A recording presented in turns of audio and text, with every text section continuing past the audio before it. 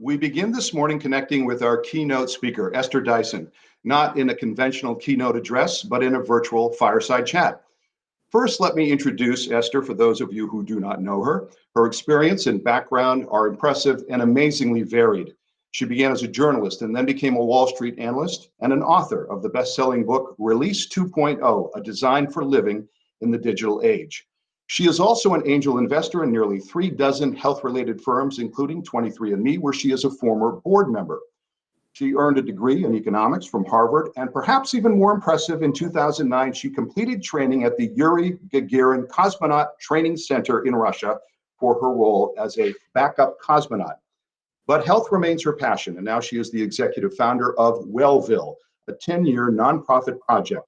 Wellville's goal is to nudge society towards long-term and equitable thinking by showing the social and financial value of investing in health for all. That's just part of her resume. So let's say hello to Esther, joining us from New York. Esther, good morning. Good morning. Nice to see you. I could hear the collective wow through the internet when I said you went through cosmonaut training, and I want to talk about that and get to that, but our focus is digital health.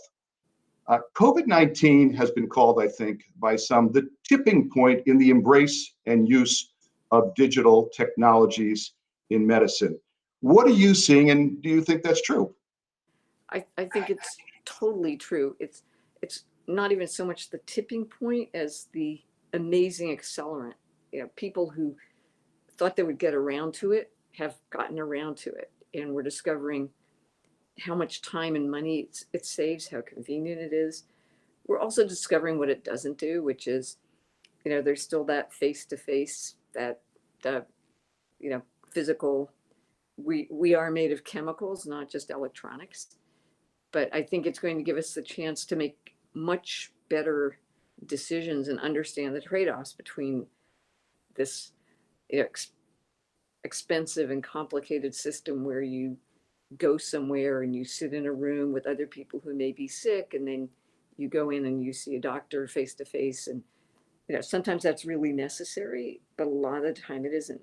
So just that kind of earthquake that forces things to resettle in a different place is what we're talking about.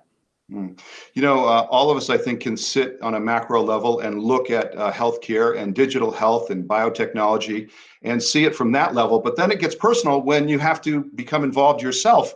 You recently had an experience where you broke your femur. You're getting better. That's good to know. And you, I think, learned a lot from that experience, you were telling me. So yeah. What came out of that experience that you can apply to our discussion today? Well, normally I have one PCP, and I'm nice and white and rich and well connected, and my PCP is actually the sister of a good friend of mine, and if I ran into her in the grocery store, she would recognize me. But now I'm dealing with specialists and different parts of the same healthcare system, and I will be polite and not mention which one it was, but they made an acquisition, and so the new one doesn't use the same health record as the old one. And with some of them you can make appointments online, and with others you can't. It's been really eye-opening, and I would say that the thing that's most visible is pretty much everybody I've met is well-meaning and concerned for my welfare and trying to do their best, but the system they work in is driving them and me crazy. And it's not about using. I'm an investor in a wonderful company called Ezra that uses AI to improve radiology and MRI scans, and that's really cool. Or 23andMe is genetics, but this is things like scheduling and appointment reminders, and by the way, here are the 3 drugs you're supposed to take in case you forgot. It's the logistics. It's workflow. It's not biotech incredible research. It's simply running things effectively, and it's what Salesforce.com did years ago for businesses. And it's AI and different technologies are being applied in so many areas. You mentioned 2 companies that you were involved in. What do you look for now in a company in terms of how they're applying digital health to their concern. What do you look for in a company when you look at companies?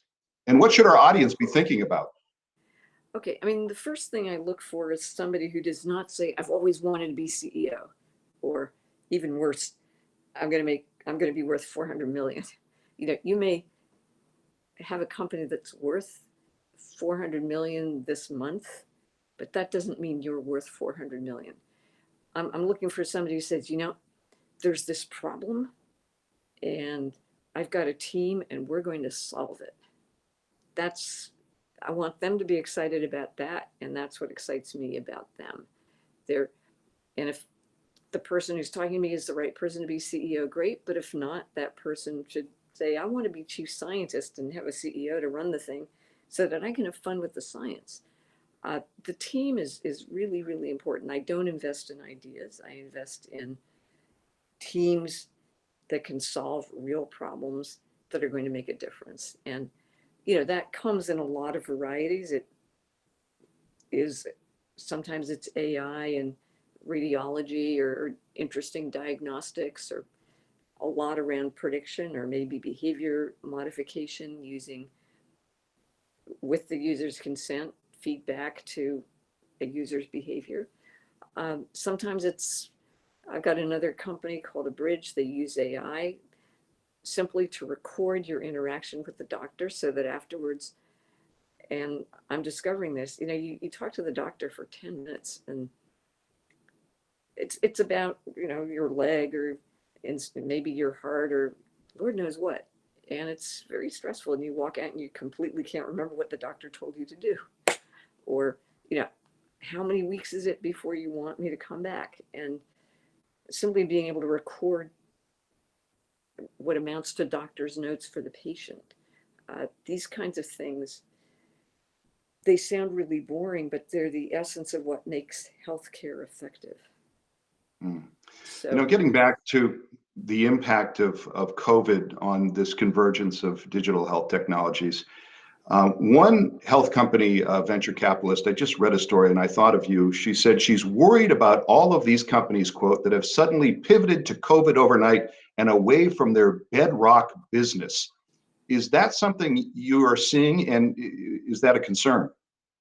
yeah, I'm seeing a fair amount of it. And honestly, you know, there's enough people doing PPE and COVID tests. And I mean, there are a lot of issues around COVID tests, but an angel investment is not going to solve that. That's, you know, it's more to do with Quest and with logistics and supply chains. And frankly, I mean, I talked about how the healthcare system is uncoordinated. So are most of our governments. It's not a problem that angel investors are going to solve in the first place. So I haven't really done anything that I would call COVID specific, but certainly, I mean, this is really sad. I'm doing a lot in the mental health area, and I think in many ways that's going to be the longest term problem that COVID-19 is creating. The kids not being able to go to school, the families where the stresses pulls the family apart. Uh, you know, in some cases you start living with your boyfriend and maybe you get married because of COVID-19, but in many more cases you're living with your boyfriend and you discover you can't stand each other and the guy's an abuser and the kids are suffering.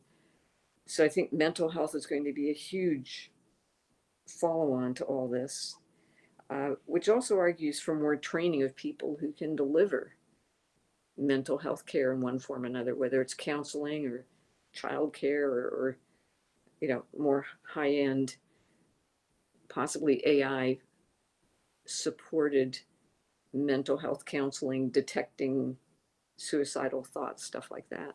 Mm. Have you seen anywhere where that's been applied so far during COVID? Anybody doing that yet? Um, the things I'm doing are, yeah, I mean, yeah, it's not like you come in and you say, I feel depressed only because of COVID-19. But a lot of, I'm an investor in a company called Supportive, which is peer to peer counseling with some AI at the back end. I'm an investor in MindRight, which is focused mostly on millennial people of color, uh, Hurdle Health, which is more focused on men of color, um, and a whole bunch of sort of nutrition, you know, I'm an investor in Omada Health, which is diabetes prevention slash management. All these things are not, quote, COVID specific, but they're exacerbated by COVID-19. Mm-hmm.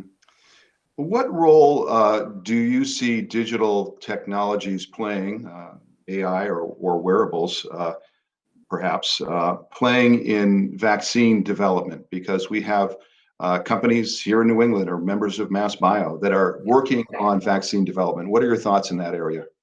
Well, I mean, one thing that the trackers can do is they can help, at some point your sleep patterns. I I think I had COVID-19 back in February, and I might wear a ring, and it has a lot of interesting data that kind of something was pretty seriously wrong with me, and I never ever get sick.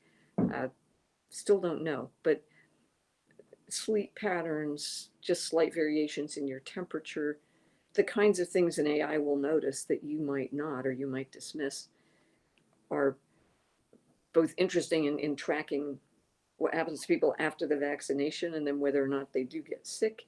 They're interested in kind of alerting that this person is likely to be infected. Let's test them, because it's not just the vaccination, it's also more effective, faster testing, more effective contact tracing. And honestly, the thing that will make contact tracing successful is not if we go to somebody and say, you're sick, go into quarantine. It's if you go to somebody and you say, we understand you're sick, we want to help you. And we'll make sure you get food and we'll help you quarantine. And then we want you to help us so that other people don't get sick because of you. That's a much better approach to getting people to quarantine than to just kind of show up with a document that tells them they got to go hide. If you show up with what Partners in Health calls expert mercy, which is we want to care for you and we want to help you care for the people you know, you're much more likely to be effective at that. And so the vaccine is really important, but it's not the only important part. Even with a vaccine, you don't want people who are sick going around infecting people who have not been vaccinated or for whom the vaccine might not be effective. And I mean, another thing we're discovering with AI is the impact of obesity, diabetes, lung conditions, all these chronic inflammatory conditions that make the outcome, especially again for poor people, people of color, so much worse, partly because they tend to have more pre-existing conditions, because they tend to have had worse conditions as they were growing up, and worse health care. So we're seeing all this much, much more clearly because of both COVID-19 and a much more data-rich environment than we used to have. It's interesting. I have one of those Aura rings, and they're great. And the University of San Francisco is participating in a study on COVID with the Aura rings. And it was interesting. I actually had COVID-19 in March. And one of the ways I knew from other symptoms, or I didn't know until I was tested, but the ring did tell me about my temperature. And it gave me a 5-day running, 6 days running, how many days I had a temperature.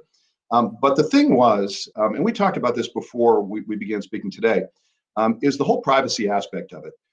Now I got a thing saying, sign up for our study. And I started I said, I'm going to participate in this study. And I started filling out all this stuff. And they asked for so much information. Number one, it was a little bit of a pain to fill it all out. But then I started thinking, I was worried about how this information was going to be used. And because COVID has come up so fast and these studies have come up so fast. So I think that's a concern for anybody using a wearable. What are your thoughts on that? Well, there are two thoughts. I think it very much depends on the individual. My entire genome is up online at the Personal Genome Project. I give people my passwords because I'm also wearing a continuous glucose monitor, which I do not, quote, need, but I'm finding it extremely interesting. Um, but other people don't feel comfortable, or they may live with somebody whose privacy they don't want to compromise. So it should be up to the individual. But one one interesting thing that's happened is, so for me, privacy is a spectrum. There's if if you're walking along the street and minding your own business and you're not asking for a loan, you're not, going into a dressing room and trying clothes on with nobody watching, where you could stick something under something else. You have the right to total privacy. You're not disturbing anybody. Your face shouldn't be surveilled, whatever. At the other end, if you're asking for a loan, or you want to move into an apartment building and they have rules about quiet neighbors, or you're running for office, or you hold an office, then we have a right to know a lot about you. And there's a huge requirement for transparency the more power you have. Suddenly, and I'm not going to talk about guns here, except I will note that I'm not talking about them. Everybody is potentially carrying a concealed weapon that they might not even know about, which is this virus.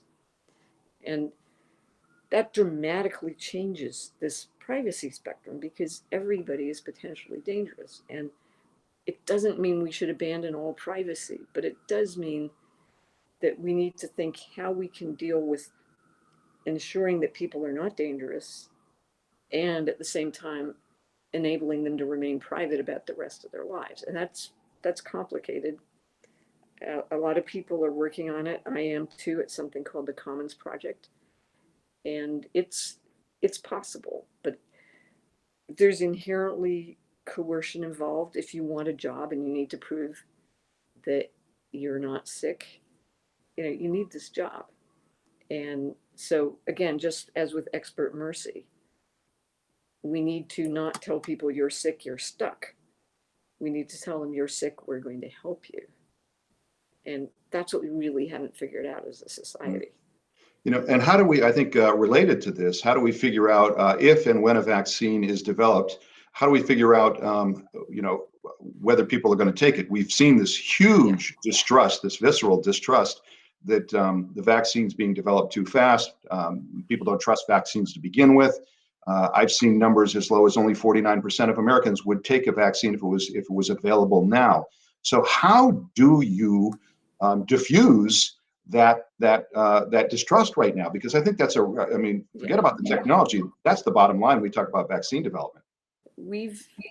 So the leaders of this country, not all of them obviously, but many of them have fostered that mistrust, and it's created a huge problem. When a friend said to me, it's not that we don't trust science, it's what we don't trust what the government and what white people have done in the name of science.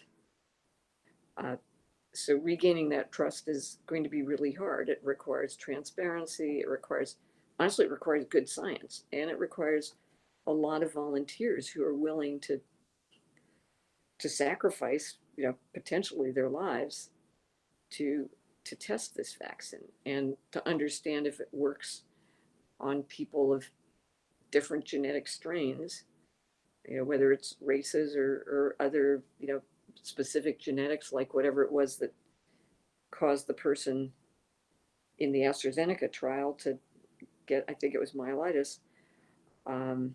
We need a lot of people to sacrifice, and they need to sacrifice openly and candidly, so that at least some critical mass of people can trust them. But trust is very hard to rebuild, and it's going to take a long time.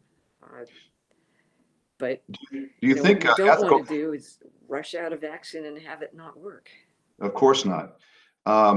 If in fact the vaccine is approved and deemed to be safe by the government and the agencies involved in this country, do you think it should be mandatory for people to take it? Right.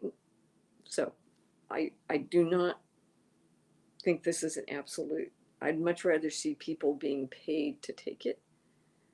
And that's kind of, honestly, that's fair, for some rich dude, $500 probably doesn't matter much.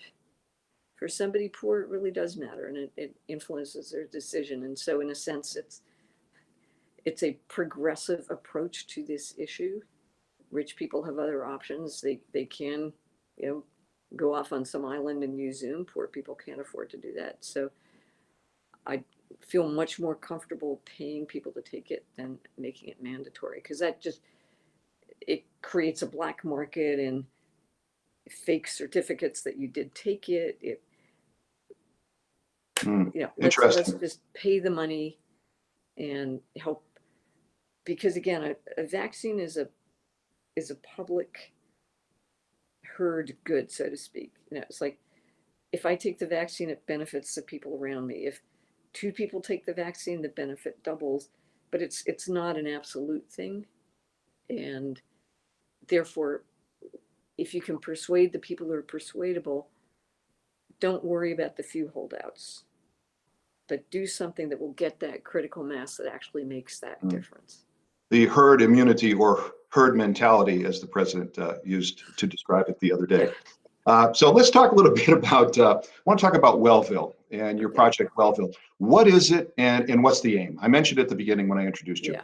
So it's a 10-year nonprofit project to kind of do what I've subtly been talking about right from the beginning, which is, what makes people healthy is not, do they get care when things are broken, but do they get care to keep things unbroken? Do they have effective maternal and child care? Is there child care for kids so their parents can work? Is there good schooling so that kids can have purpose and go get jobs and finish high school? What is it that helps people be resilient and not need health care in the first place? I mean, ultimately, most people will, or they'll do something stupid and fall in the street and crack their femur. But how do we keep people healthy in the first place? And that's what we're trying to do in Wellville. And the thesis is that doesn't happen with, a health insurance policy and a doctor. It happens in the community you grow up in. It's also not a nice white lady came to town to tell you guys how to live. We put out my CEO and I, and kind of like what I said about companies earlier, I did not want to be CEO of Wellville. I wanted to solve this problem. So I hired a CEO who's a great CEO. His name's Rick Brush, and he keeps order and he's got vision, but he's a good counterpoint to me. Anyway, in 2014, we invited communities of under 200,000 people to apply to be part of this. Initially, it was a contest, but it turned more into a collaboration of how to help the leaders in each of these communities be more effective at making them healthy places. To our surprise, 42 communities applied. In the summer of 2014, we went to visit 10 of them, and we picked 5. So our goal is not to scale and do 10 communities and then 30. We'll never. Our goal is to make it concrete and tangible and talk about what we've learned and the mistakes we've made, and then have other communities copy us, and ultimately have voters vote for things like childcare and better maternal care, and to influence public opinion about this country investing long-term in people's health, rather than kind of renting health and then paying a lot through healthcare to try and fix it later when it's too late. So what do you do practically in one of these communities? I know there's Michigan. What is it, Muskegon, Michigan? Yes. And I think you're going to be traveling there, or have traveled there recently. Like, what do you do on the ground, basically? Basically, we're like a coach. We don't own the ball or the ball court or any of that. That it's like we're helping the team to win. The team owns the ball. The team gets the victory. We're kind of, it's hard to describe, but we really are kind of people with good connections, and we're outsiders. We don't want anybody's job. We just want to help the people in the community be more effective. Often they're the people who have the money to do this as volunteers, or they're paid. We help them listen to the people who don't have the money and don't have time to get involved in this kind of thing. We don't want the community members to know about Wellville. We want the community members to know this is where you get childcare. If you're going to have a baby, you can go to the hospital and they'll take good care of you. If, you know, what we're trying to do is we don't give them fish. We don't teach them how to fish. We help them build their own fishing schools. And so after 10 years, we want what they have built to be sustainable without us because they built it themselves. They own it. So it ends in 2024. What's the website for people who are interested in finding out more? Wellville.net. .net. Okay. Yeah. All right. I promised people I'd ask you about this cosmonaut school that you went to. Why in the world did you ever think that you would, what get you interested in wanting to be a cosmonaut, and you know, how did this all come about? Okay, well, both my parents are scientists. My dad in particular learned Russian at Cambridge in England to work with mathematicians. So it was, you know, in our family, we knew the Russians were really great people, even though the government wasn't so hot. And I'd always been kind of interested in space travel. So this opportunity came up to be back up to Charles Simonyi. And I was an This would be on the angel space investor. station? Yes, he went to the space It station. would have been on the Actually, space station. he went twice. So this was for his second trip. And, you know, the basic idea was go train, be his understudy. And if for some reason he couldn't go, I could go not for free, but, you know, if it was 2 months in advance, they would say, well, it's 20 million. If it was 2 weeks in advance, they'd say, it's 5 million. I would say, okay, but on credit. How long did it take? It was 6 months, and it was 6 months. amazing. Yeah. Wow. Wow. I speak Russian too, so that was, it was partly I wanted to train to go into space, but partly I wanted to understand Soviet Russia. And this was 2009, but it was a government compound, so it really was, it's kind of like going back in time to Soviet times. And, you know, when I watch space movies, I feel as if I'd been there. And of course I wasn't, I just trained, but of, you know, of normal people, I probably have one of the more intimate senses of what it's like to be up there. It was basically space plumbing and space medicine. Mm. And I could tell you a lot more, but I bet you could, and I'd love to talk to you about this for another hour. So were you disappointed though when you didn't get to go? yes, but I was not. I'm glad I did the training. It's not like, oh, the training wasn't worth it, I didn't win the lottery. It was more like I wanted the training and there was a lottery ticket attached and I didn't win the lottery, but the training was amazing. Mm-hmm. And it was. I learned a ton, including how to talk about docking space stations in Russian. And I got on an Aeroflot flight, and you know, suddenly I understood the safety announcement about the gas mask and the seat belt and all this stuff that before I'd never paid attention to. Before we go, I just want to bring it back to our topic: digital health, convergence, digital health, and biotechnology. Is there any one specific top line message or thought you would like to leave our audience with before we go? Basically, how important this work is. It's really important to keep exploring, and not just to keep innovating, but to start implementing. Because again, I don't invest in ideas. I invest in people who can actually take the ideas and make them tangible, turn them into something else, and honestly learn how to coordinate with the rest of this very complicated medical health biotech ecosystem where nothing works on its own. All these different parts need to integrate. You need to understand the payment systems.